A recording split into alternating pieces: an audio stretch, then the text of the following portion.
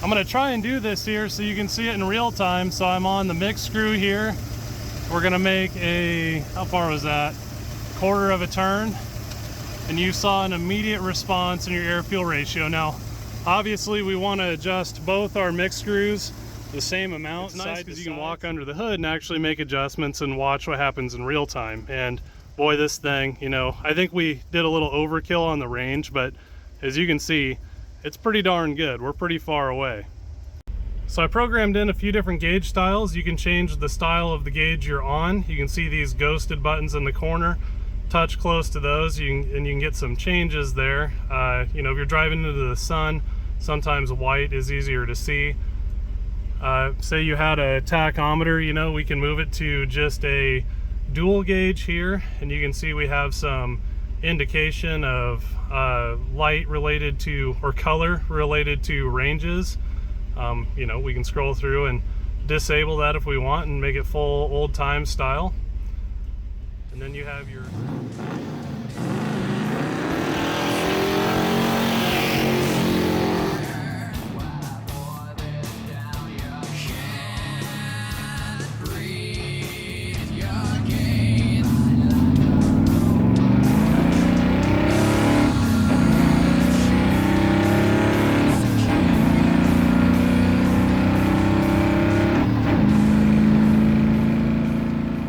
Howdy my friends, and welcome to the channel today. I'm Luke, Thunderhead289, here on YouTube, and today I was doing a little bit of a garage clean out. It's finally warm enough to get the vintage iron out here.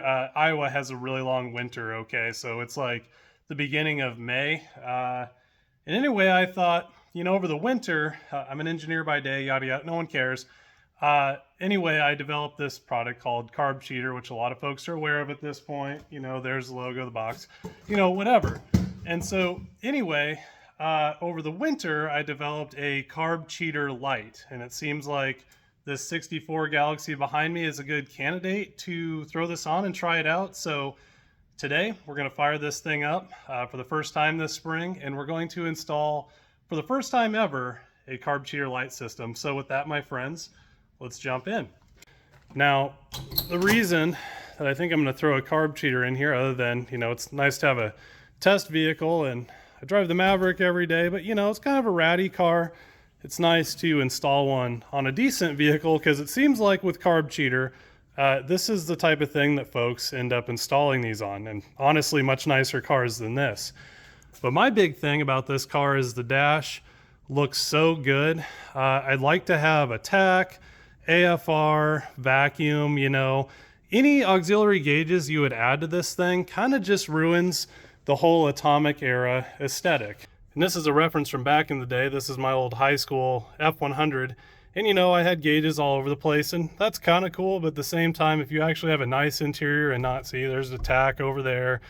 And you know, you just start to really dork up the whole image here if you have a nice classic vehicle, which this one wasn't, so no love lost. But if you have a nice interior, I don't know if you'd want to do all this. Not to mention, again, it's a huge pain to lay on your back under the dash, run all the wiring, the vacuum lines and everything for that, have to individually hook everything up, you know, kind of mentally taxing and frustrating. And, you know, there's better ways, in my opinion.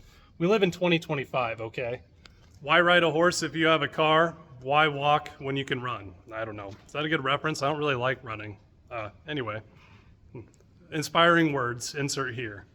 So these are all the fixins here that I think I'm going to include with Carb Cheater Lite. The biggest thing for me, other than getting the gauges that I want to have inside the vehicle, is that it's a wireless display. So, you know, it's just got a little power wire here at the moment. But I hate drilling holes in a firewall of a nice classic vehicle. And plus, I'm old, my back hurts. I just hate laying under the dash to do that kind of thing. Now, the closest thing I found is made by Edelbrock. It's just an AFR gauge, a wideband, and it's like $500. So Carb Cheater Lite, we're going to start out at $289. You know, it's kind of a new thing, so I got it priced pretty cheap, but it gives you all the associated stuff for it to work, obviously, here. But as far as the display goes, it gives you RPM, AFR, and your vacuum. And there's a few different ways you can display it. You have different styles you can run on each display. There we go, if I know what I'm doing with my own stuff that I programmed. So a few different styles here you can roll through and see. Again, we can change up how we want that to look. And it does save what gauge you're on and all that. There's a super 1980s style. But this is kind of my personal favorite one. But again, you know, there's some good stuff on here. I just give you a lot of options. You can do whatever you want to do. And I really am the programmer behind all this, okay? I started my life as a mechanic, and then I went to school for engineering. And then somehow along the way, I became a programmer. And, you know, I work a day job just like you guys.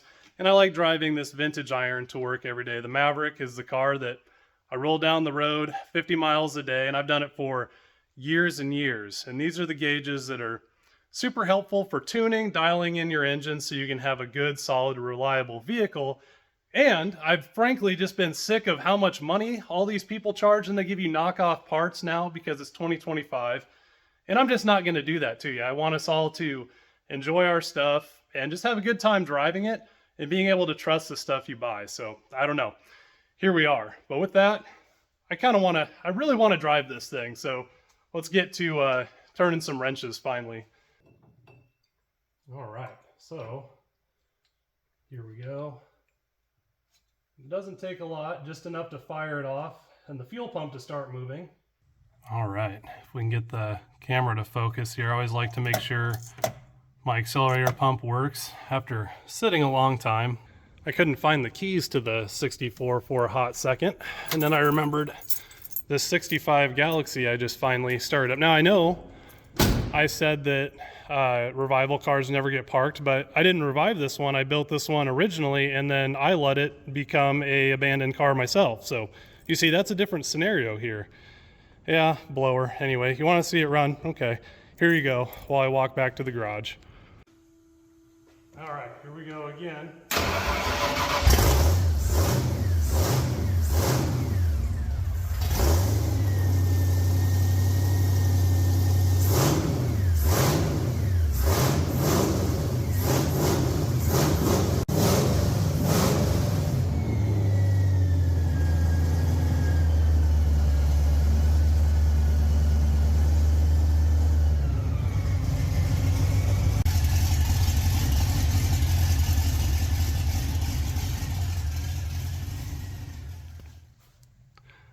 All right, so we'll give it a couple pumps, set the choke, fast, idle. You saw it engage the throttle.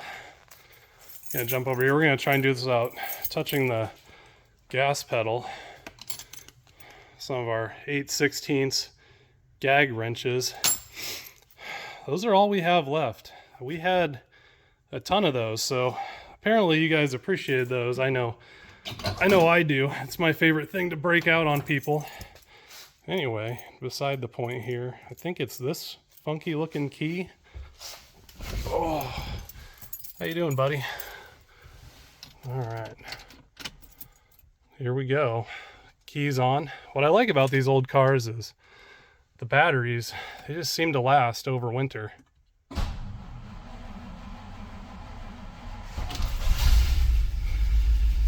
There it goes. I love it. These FEs, I tell you what, they always run super smooth.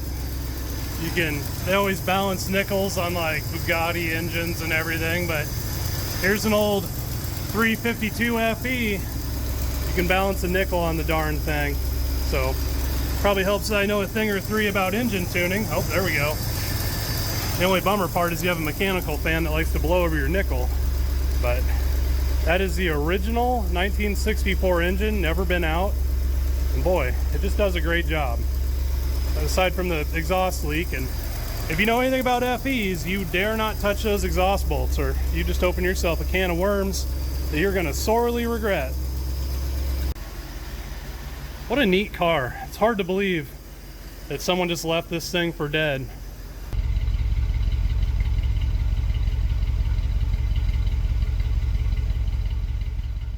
So getting to the installation of our carb cheater Lite here, which, boy, the anticipation. I've never had any gauges on this car, so I'm super curious. I pillaged this carburetor from a different deal that I had tuned for that engine.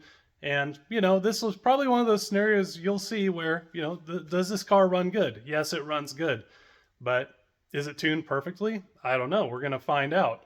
Probably not if I had to guess, which Carb Cheater Lite here will deliver us from all of our ignorance. But the installation here, super easy. If you've ever used hand tools before in your life, this should take you like an hour to an hour and a half. So I'm going to quick go through it here and, and go through some quick tips that'll just, if you're installing one of these, it'll make it much easier for you if you keep in mind as you move through the install. So like anything here, planning is important. So perhaps you want to take a day before the day you want to install the thing, kind of plan out where you want to put stuff. Now, a lot of folks end up putting our carb cheater kits on the firewall, which, that ends up being a really clean install. But me personally, I somewhat struggle with altering a fairly original car. So in the case of this, I'm going to look for some pre-existing mounting holes that are straight 1964 vintage here. And then the other thing to consider is your wire lengths. Now, you only have to hook up 4 wires, and I give you a lot of length here, but your wideband cable, although it's pretty long, you want to keep this in mind.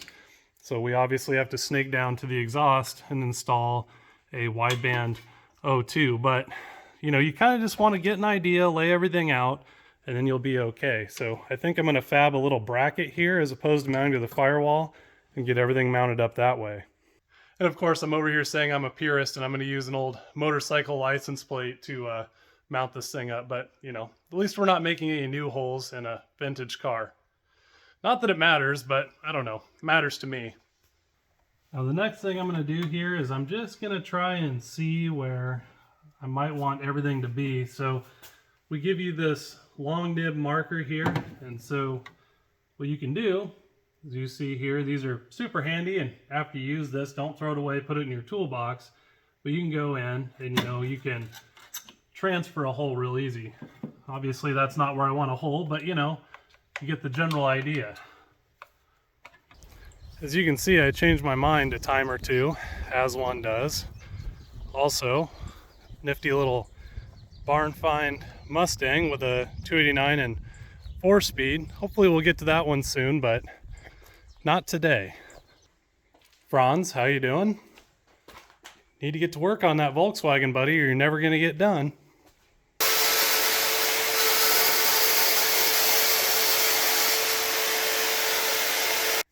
All right, and just like that, one adapter plate. You can hardly tell it's a license plate. Who's going to know? And side note, a lot of you guys have told us for a couple of years here we need to submit and get a patent. So we did get a patent accepted, and so it's in the finalization process of that. It's got our little patent number there. So pretty cool. I appreciate you guys all pushing us to do that. Kind of a lengthy process, but we did finally do it. And just like that, one semi not hideous, not new hole drilled carb cheater box mount accomplished. Now, a lot of people ask us about heat as far as the exhaust and engine bay. Is that a detriment to the module? Well, when we designed it again, the components we selected handle temperature really well. The car I drive every day to work and back, 50 miles a day, I got mine mounted right above my long tube headers, intentionally incinerating it and testing that theory. And you can not even, it's so hot you can't even hold on to the module box in the Maverick there, and it keeps reading correctly. So, I wouldn't be totally concerned, but away from heat is always a good thing. So fender mounts, works out pretty good. So the next matter of business is installing our wideband O2. And if you remember, I kind of said mount the box where the wiring kind of makes sense, check your length. So this is my wideband cable. You can see that we're routing it in a nice safe spot away from the heat. And then if we can go down here and see where she's coming out, it's going to work out just perfect. If we can get down here. Oh God. Okay, we made it. Getting old these days. So you can see our exhaust tube coming out here, and so there's our connector. So plenty of length. It's going to be a nice easy install, I think. One thing I sure miss about the days of when I used to work on trucks all the time is you could actually fit under them, where it's a little bit tighter of a fit here.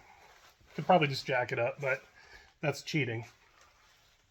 Now, one thing worth noting here with the wideband installation is I give you a couple of options. I know not everyone can weld, so I do give you a weld-on bung here with a plug even, or you can use the clamp-on style here, which you drill a hole in the exhaust, stick this through, and then clamp it on. Now, you know, whichever, it's got a couple different sizes here depending on your exhaust, and it's pretty accommodating. But one thing I do want to point out is if you do go this route, you definitely want to install the adapter here onto the O2 sensor before you install it. You know, obviously you're just holding it on with hose clamps and it does seal really well, but you don't want to go cranking on it with your gorilla arms when you're relying on hose clamps to maintain the seal. You know, if you're just gonna scrub your gasket. So just a pointer there that I've seen people do. And there's some irony here that, you know, I'm sitting right next to a welder and I could splatter that bad boy on, but you know, I trust these and I do want to show you how it all looks installed and completed. It works really well, you know, it even amazed me. All right, wideband O2 is all installed and it helps to have a 90-degree drill bit. Unfortunately, I broke mine, but I did make the hole before I broke it, so, you know, if you don't have one, they're kind of handy to have for this job, and I'll show you why here. Obviously, I need a new one. So I did cheat and jack the car up so you guys can see what's going on, but some installation tips here. You always want to come into the exhaust from a downward angle, and that's where the 90-degree attachment gets in here, and then we can drill down. Otherwise, you know, you can foul out an O2 sensor pretty easy, and so, you know, you can see we're coming from a downward angle. You know, we have plenty of clearance with the frame, so it's not going to smack against the frame and destroy it. And yeah, overall it takes like 2 seconds with a 90-degree bit and you're all set up to go. A few other things is you don't want to be way up really close to the exhaust header, and you want a good length of exhaust after your O2 if you want it to read correctly, so you're not going to burn it up, but you know, you're not getting outside air either. So this is a pretty good placement on this 64, and I really want you guys to appreciate this car. Must have been built on a Friday. Boy, look at these welds. Look at that. Boy, oh boy, what a rig. So the next stage here is the wiring, which I went to great lengths to design this to be very, very simple. There's a lot of circuitry inside that board that lends itself to, you know, it's really complex there, so it's not complex for you.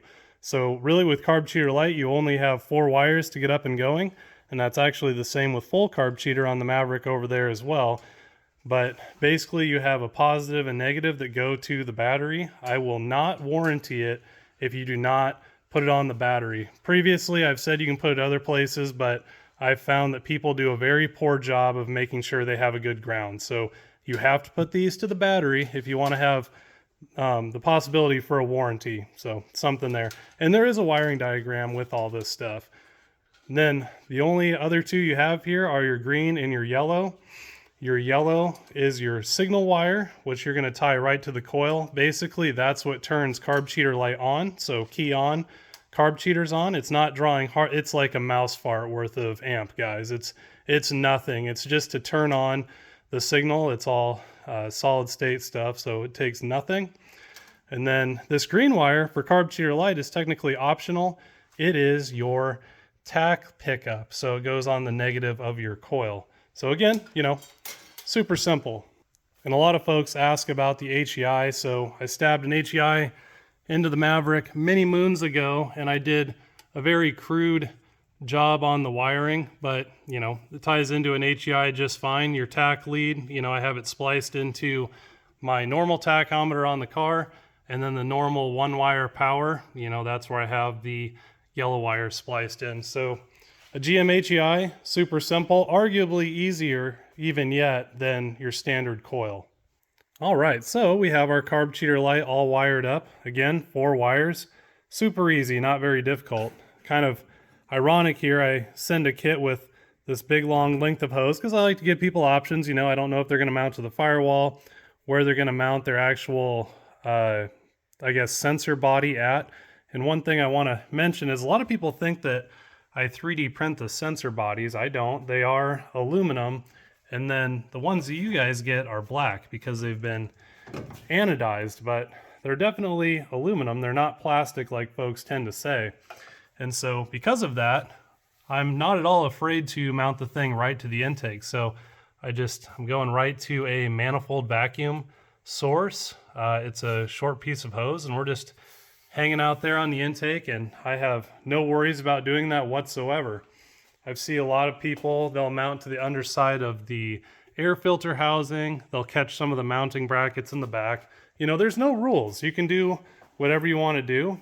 And I don't know, this is how I went about it. And it'll work pretty well, I think at least. So my poor wife is out here pulling weeds by herself. So I think I should probably wrap this up and catch you guys tomorrow. Now, as much as I want to start this thing up, and, you know, believe me, I do, because I'll have data at my fingertips that I've never been able to have with this car ever before. You know, you can kind of see the crux of being a YouTuber and designing all this. It's like I go to work all day, and then on the weekend, you know, if I spend all my time out here in the garage, and, you know, I'd like to spend some time with my wife, this stuff has a tendency to get in the way. So that's why y'all don't see me every week, every other week. Sometimes I'm gone for months at a time. So anyway, I'm going to go take my wife to dinner, and I'll catch you guys tomorrow. All right, first start of the year. Got a flat tire, but I can forgive it for that. Battery's in, fuel petcock is open. A little bit of choke, let's see what happens. Classic. 1948 vintage, man. Starts no matter what, just every time. You know, I'm no scientist, but I'm just gonna assume there's a healthy amount of rust in the gas tank, but apparently the old 1948 just doesn't care.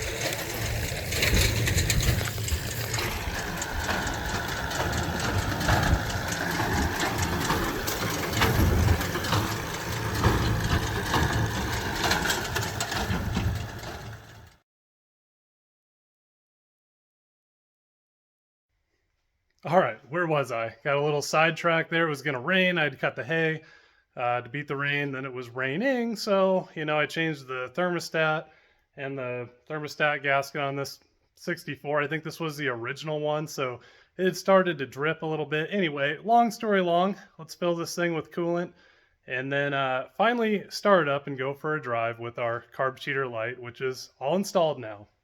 Little tip here, I always see folks run engines off and they're trying to add coolant as they're breaking in cams and all this ridiculous stuff. So when you go to fill the cooling system, you just unhook the heater hose, guys, at the highest point of the engine. So that's going to allow the air to bleed off. And then when fluid starts coming out of there, you know, it's pushed all the air up to this point, or at least most of it. And then you don't have all these air pockets and these hot spots you're fighting, and you're good to go. So I got that unhooked. Obviously, I'm going to reuse the coolant I drained out of it because I'm insane, and that's what we're doing. So naturally, I got a rag in here to catch any of the debris that might have tried to find its way into my bucket. And here we go. See, there was a leaf or something. Anyway, this isn't a good thing. Just buy new coolant, all right?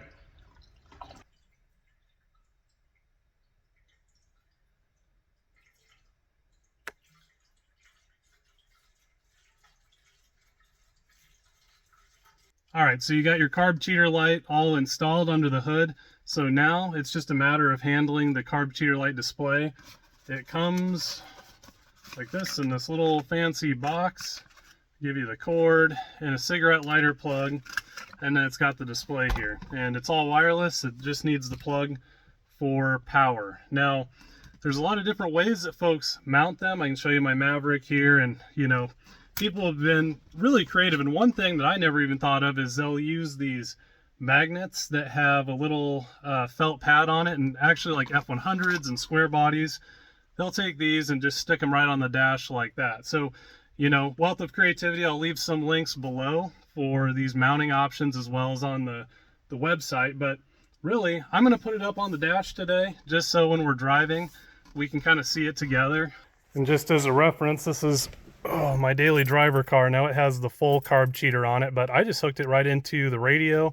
I used one of those mounts here. This is an R&D unit, so looks kind of questionable. But anyway, when you turn on the ignition, it automatically powers on. So, you know, kind of slick placement and everything, at least, you know, for an old beater car like this.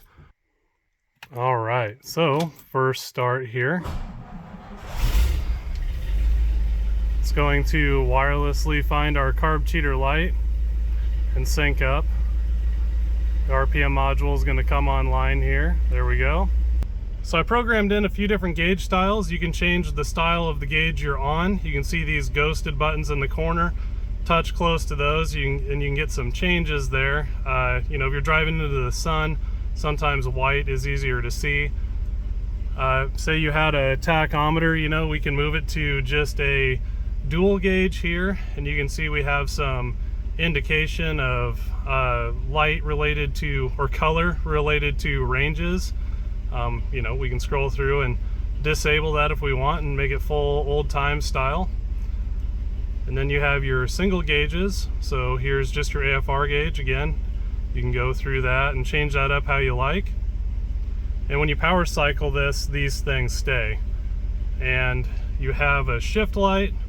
So I don't think we're going to be doing 8,000 RPM in this thing, but it'll flash the screen yellow for you. You have to tell it how many cylinders you have so the tach's right. It's factory set to a V8. You know, this is a V8 car. So then we have a super 1980s gauge style if you like that. Personally, this is my favorite one, primarily because on an old 60s car like this, I don't have any of this data. So we'll get the hood shut here and we'll hit the road. It's going to be really interesting. You know, without any gauges, I have no idea what RPM this thing runs down the road. It's got exhaust on it, so, you know, it's just hard to tell. Could be 3,500, could be 2,500. Couldn't tell you.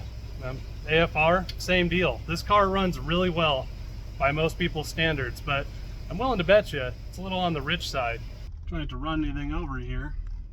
Also, the gauge display has a auto dimming feature, so we came out into the sun and, you know, the display brightened up so we can see what's going on. We are almost out of fuel, so I think we're going to the gas station first. Well, first things first here, it's already stressing me out because I can see that my AFR is super rich now that I got a little temp into it, 11:1, you know. Here, maybe I can make it white so you guys can see it better. I don't know how well that shows up on the camera, but, you know, that's not an idle AFR that you want. And of course you're probably saying, hey, the car runs great, why would you mess with it? Well, this is the reason that, you know, carbureted engines can wear out sooner than fuel injection, because even though they run good, you know, essentially this is overfueling, and this is why your oil is going to get dirty really soon and stuff like that. So I can't even help it. I have to go and adjust my mix screws like immediately. I don't know how well this is showing up on the camera here, but side note, you know, being a wireless display, if you have an auxiliary power supply, which if you've ever seen these for a DeWalt battery, I mean, you can get an auxiliary power supply for like $5 from Amazon, but these DeWalt battery deals are pretty neat. Anyway, we're not talking about that stuff today, but, you know, it's nice because you can walk under the hood and actually make adjustments and watch what happens in real time. And boy, this thing, you know, I think we did a little overkill on the range, but as you can see, it's pretty darn good. We're pretty far away. I'm gonna try and do this here so you can see it in real time. So I'm on the mix screw here. We're gonna make a, how far was that? 1/4 of a turn. And you saw an immediate response in your air-fuel ratio. Now, obviously we wanna adjust both our mix screws the same amount side to side. So we're gonna come over here, do the same thing. if I wasn't holding the camera, I'd be holding the display so I can see what the AFR is doing. And that's pretty good. You know, we're up in the 13 range. You can see actually the display turned green there, so you know that's acceptable. And I like being at 13 on a carbureted car. 13, 13.5, that handles a lot of different dynamics. But you know, you can't really tell a difference in the engine running, but I will tell you that if you adhere to some decent AFR principles here, your engine will thank you for it. For both longevity, and your oil stays cleaner, and just a lot of good stuff. All right, so hitting the road here, I got through my autism moment. I just couldn't stand looking at that thing being 11. And you might say, look dude, I just read the plugs and that's how I know what to do. Okay, well I'll give you an example here. So that was idle. Sweet, now we're gonna go down the road. Oh, now we're on our main jet. You know, from reading plugs, you're just getting an average, okay? You have no idea what your idle is, you have no idea what your cruise is, and you definitely have no idea what your hard throttle is as far as AFR from reading plugs. Reading plugs works for a tractor, does not work well for a car, you know, so you just need to take that mentality with reading plugs, just throw it right out the window. And I mean, here's a prime example, you know, we're just cruising down the road. We're much closer to 14 right now than 13 that we were idling. Yeah, I should probably stop fooling around and make it to the gas station. Oh, that's not the road. It's kind of hard to see a screen trying to record a screen. I think you guys can see this. Obviously, I don't have it blindingly bright, so, you know, when it's mounted in your car, it's not wildly annoying. But it's pretty amazing that, you know, in park here, it's idling with 17 inches of mercury, and then or not in park, in drive rather, and then in park, you know, it's way up at 20. Where is our RPM? Go to our multi-gauge here, and I mean, we're not even running that much RPM. I mean, look at that. That is a healthy engine. 20 inches of mercury, and that is 1964 vintage. It has never been out of there. Nothing but the best. Out in the middle of nowhere, Iowa. These are sometimes your only option, which is very unfortunate. All right, back on the open road. What a beautiful dash this car has. I tell you what, but we're doing about 70 mile an hour, which I know the speedometer is pretty correct from checking against my phone before.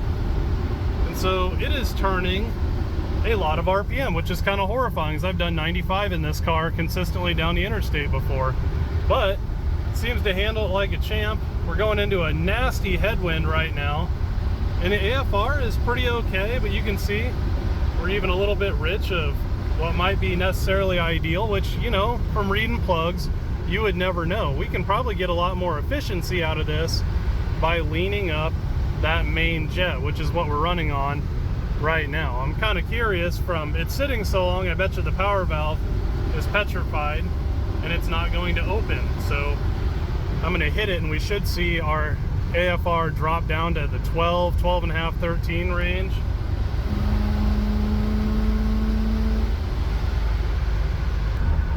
You gotta love this vintage stuff, man. It's getting pretty warm. I better turn on my AC. Man, I can dig it. I just love this early 60s stuff, man. It's got the best styling. Well, I'm gonna call my maiden voyage a success. So I stopped by my favorite cemetery, and my best buddy here and I are gonna share a little meal. And no, it's not as morbid as it sounds. I got a favorite duck out there that, well, you'll see. He hates me, but I love him, and, you know, that's just how the relationship works. I just passed a dude whose name was, I am not kidding, Thor T. Thorson. And believe it or not, he never got married when I just looked him up. So anyway, I don't know who named people back in the day, but boy, it was different. Ooh, there he is. Sneaky, sneaky. Can't hide from me, bud. Oh, get out of the road. Get on with it. This is my good friend Beakus, and he always knows when I'm coming because he's gonna chase me off right quick. There he is. All the other ones run away afraid, and oh yeah, he's snaking up to me. Oh, come on now. Want a little snacky? Little, okay, all right. Hey, come on now, come on, we're buddies, Here you go. We're just going to try out Carb Cheater Lite. I have about 120 of them here, where on Shopify I gotta get around some rules, so it says pre-order. It's not pre-order, but it's how we have to do it. And so, you know, there's 120 or so, and we're just gonna see how people like it. Obviously, we've been selling the full Carb Cheater for a couple years, and people take to that very well, but some folks asked for just the gauge display, and so obviously we knocked down the price and made this version here. Now, Carb Cheater Lite is updatable to the full Carb Cheater, so that took a lot of effort, but we were able to do it.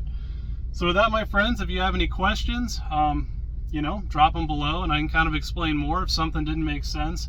And the one thing I always say about Carb Cheater or Carb Cheater Lite here too now is try to just look out and enjoy the road you're driving on and appreciate the dash. Don't lock your eyes on this. That's why I made it wireless. You know, you can just throw that thing in the dash, not look at it, not worry about it, and just, I don't know, focus on the whole reason that you're driving down the road in your classic vintage car. But with that, my friends, I'll see you for the next one, and thanks for coming along today.